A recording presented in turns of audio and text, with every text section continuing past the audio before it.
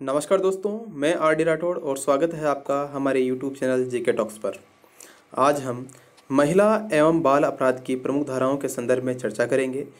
पिछले टॉपिक में भी हमने महिलाओं से संबंधित कुछ जो अपराध होते हैं उनके बारे में चर्चा की थी और उनके लिए किन किन धाराओं का प्रावधान किया गया है उनके बारे में चर्चा की थी। और आज के सेशन में हम धारा 376 से संबंधित कुछ चर्चा करेंगे। तो ध्यान रखें, धारा 376 का जो संबंध है वो बलात्कार से संबंधित है। अगर किसी व्यक्ति के द्वारा किसी महिला के साथ में बलात्कार किया जाए तो उसे धारा 376 के तहत पाबंद किया जा सकता है या बंद किया जा सकता है। इसके अलावा दूसरी जो धारा है, महत्वपूर्ण धारा, वो धारा है धारा 376A। ध्यान रखें, धारा 376A के तहत किसी स्त्री के साथ उसकी सहमति से या सहमति के बिना या डरा धमकाकर या उसके प्रियजनों की मृत्यु का भय दिखाकर उसके साथ किया गया बलात्कार जिसके कारण से उस स्त्री को कोई गंभीर क्षति होती है या उसकी मृत्यु हो जाती है, तब धारा 376A के तहत उस पर केस दर्ज किया जाता है उस व्यक्ति पर। और अगर उसकी मृत्यु हो जाती है उस महिला की तो उसे सजाए मौत का भी प्रावधान किया गया है। अगली जो धारा है वो है धारा 376B। धारा 376B में क्या होता है कि अगर कोई पति है, पति पहले अपनी पत्नी को तलाक दे देता है या उससे अलग हो जाता है। अलग होने की स्थिति में बाद में पति अपनी पत्नी से मिलता है और उसके साथ में ज़बरदस्ती करने की कोशिश करता है या शारीरिक संबंध बनाता है, तो उस कंडीशन में भी उसे बलात्कार ही माना जाएगा और बलात्कार मानने के उपरांत उसके तहत धारा 376B का प्रावधान किया गया है। नेक्स्ट जो धारा है वो है धारा 376C। देखिए, धारा 376C क्या है।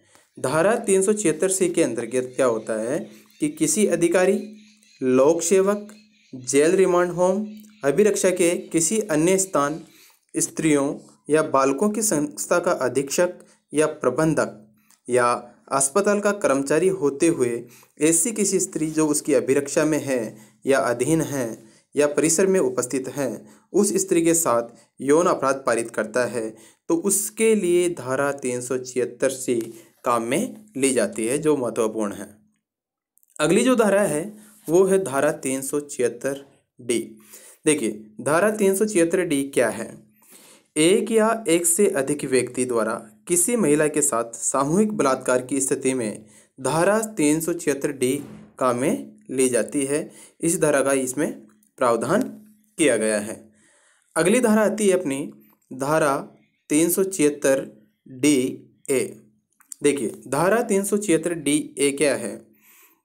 धारा 376DA में क्या होता है कि अगर 16 वर्ष से कम उम्र की महिला का एक या एक से अधिक व्यक्तियों द्वारा मिलकर सामूहिक बलात्कार किया जाता है तो उस कंडीशन में धारा 376DA काम में ले जाती है।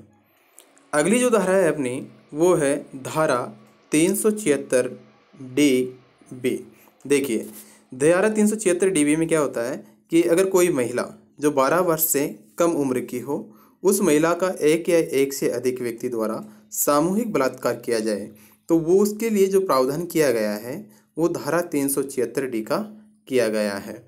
तो ये जो प्रमुख धाराएं हैं ये महिला बाल अपराध से संबंधित हैं और ये अपने राजस्थान पुलिस कांस्टेबल के लिए बहुत ही ज़्यादा महत्वपूर्ण है। तो दोबारा एक बार हम इनको देख सकते हैं कि पहली धारा जो हो गई वो है धारा 376 जो बलात्कार से संबंधित हो गई। धारा 376A अगर किसी स्त्री के साथ में बलात्कार किया जाए, डरा धमकाकर या उसके प्रियजनों की मृत्यु की धमकी देकर उसके साथ में बलात्कार किया जाए तो 376A काम में आएगा।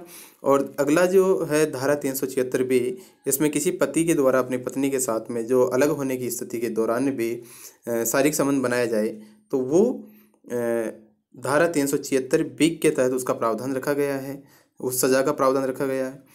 और इसके अलावा जो धारा है वो धारा 376C। तो धारा 376C में क्या होता है कि कोई किसी व्यक्ति के संरक्षण में या किसी लोक अधिकारी है, लोक सेवक है या जेल रिमांड होम है, जहाँ पर भी कोई महिला है और उसके साथ में यौन अपराध पारित होता है या किसी के द्वारा यौन अपराध किया जाता है। तो यहाँ पर उस कंडीशन में धारा 376 सी काम में ली जाती है। और वहीं अगर हम बात करें धारा 376 डी की, तो धारा 376 डी के तहत एक या एक से अधिक व्यक्ति द्वारा मिलकर सामूहिक बलात्कार किया जाए तो वो धारा 376 डी में आता है। इसके अलावा जो अगली धारा है वो है धारा 376 डी ए।